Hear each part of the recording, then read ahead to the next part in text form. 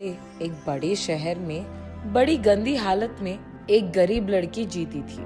उसका नाम सरला था। वो अपने माता पिता और भाई के साथ एक छोटी सी घर में रहती थी। उसका पिता शहर में मिल रहे छोटे मोटे काम करता था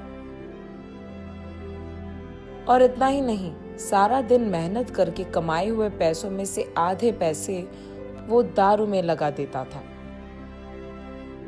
इसीलिए उनकी घर की हालत दिन ब दिन बिगड़ती गई। ना उनको हर रोज खाने के लिए खाना था, ना पहनने के लिए कपड़े थे। सरला का भाई भी हमेशा भूख के वजह से रोते रहता था और उसकी माँ की तबीयत हमेशा खराब थी। इसीलिए सरला उसके भाई का ध्यान रखती थी। सारे घर का काम भी वही करती थी। जितना था उतने में ही खाना पकाकर अपने भाई को देती थी और अपने माँ को भी खिला देती थी। अगर कुछ बचता तो खाती थी, वरना वो भी नहीं करती। ऐसे दिन बीतते गए और उसकी माँ की हालत बिगड़ता गया। इसीलिए कम से कम 2 दिनों में एक बार भी खाना मिलना मुश्किल बन गया था। इसी कारण वो फैसला करती है कि वो भी कोई ना कोई काम करेगी और पैसे कमाएगी, ताकि उनको खाने के लिए खाना मिले और उनकी माँ के लिए दवाइयाँ भी। उसके बाद वो अपने एरिया में कुछ बच्चों से गुलाब के फूल खरीदती है और उसके बाद ट्रैफिक सिग्नल में जाकर उन्हीं फूलों को बेचने लगती है। ऐसे दिन पूरा खाए बिना सोए बिना मेहनत करके कमाए हुए कुछ पैसों से वो अपने भाई और माँ को खाना देती थी। बचे पैसों से वो जब अपनी माँ के लिए दवाइयाँ खरीदने जा रही थी, वहां उसका पिता आकर, ये सब खाने के लिए तुम लोगों को पैसे कहाँ से आए?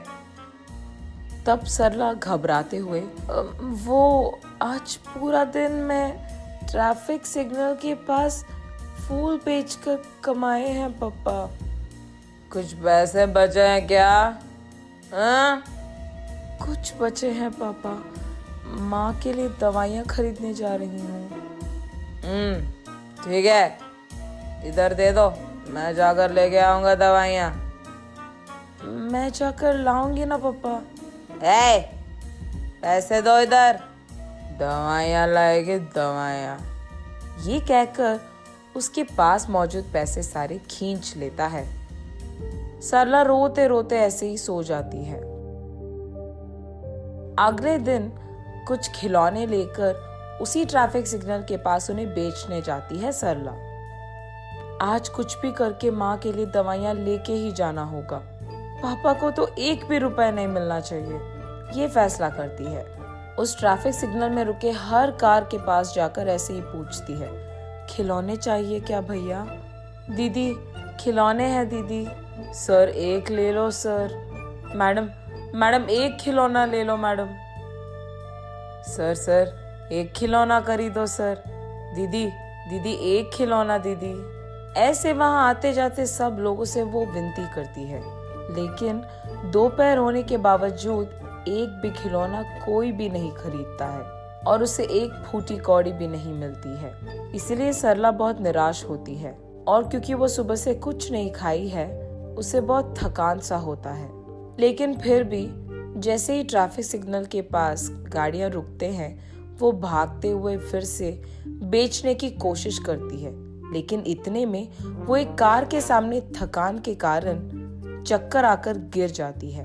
जब आंखें खोलकर देखती है तो सरला एक बड़ी सी घर में और बड़े से बेड पर सोती रहती है और वहां मौजूद 2 आदमी, मेरा नाम सुरेश है बेटी और ये मेरी बीवी है सुमति। तुम चक्कर आकर गिर गई थी, इसलिए हम तुम्हें घर ले आए। तुम फिक्र मत। तुम्हारी नाम क्या है बेटी? मेरा नाम सरला है, मुझे घर जाना है। तुम कहाँ रहती हो बेटी?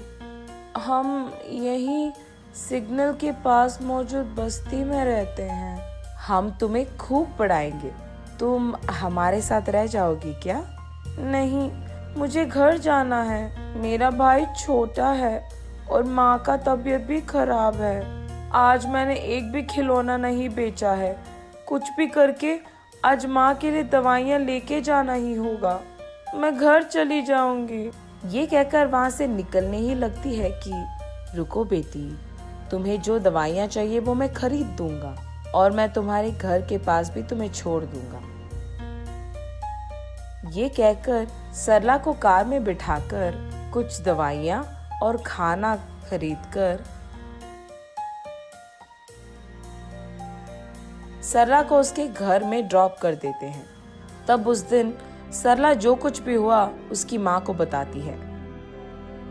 अगर वो लोग फिर से दिख गए तो मेरी तरफ से शुक्रिया अदा करो उनका। ठीक है माँ। ये कहकर वो उस दिन पेट भर खाना खाती है और खुशी से सोती है सरला। अगले दिन सुरेश और सुमति सरला के घर आकर, हमारी भी सरला जैसी ही एक बेटी थी, तबीयत खराब होने के कारण वो गुजर गई। अगर आपको ऐतराज ना हो तो आपकी बेटी को हम अपना लेंगे। हम वैसे भी गरीब हैं, कम से कम उसको तो एक अच्छी जिंदगी मिलेगी। ऐसे उसकी माँ को ऐतराज होने के बावजूद वो हाँ कहती है। माँ, मैं नहीं जाऊंगी माँ, तुम्हें छोड़कर नहीं जाना मुझे। ये कहते हुए सरला रो पड़ती है। तब सरला को वो लोग समझकर ऐसे कहते हैं, तुम्हारा सारा परिवार हमारे साथ रह सकता है। हमारे तो रिश्तेदार भी नहीं है और औलाद भी नहीं है। हमारे पास बहुत सारे पैसे हैं और तुम सबका देखभाल हम कर सकते हैं। सरला की माँ को ये बात मंजूर होती है। तब सुरेश और सुमति सरला के साथ उसकी सारी परिवार को उनके घर ले जाते हैं। अगले ही दिन से सरला एक बड़ी पाठशाला में पढ़ने के लिए जाती है और सरला के भाई को खेलने के लिए बहुत सारे खिलौना खरीद कर देते हैं। सरला की माँ को भी एक अच्छी अस्पताल में इलाज करवाते हैं और सरला के पिता को काम करने के लिए एक अच्छी नौकरी देते हैं।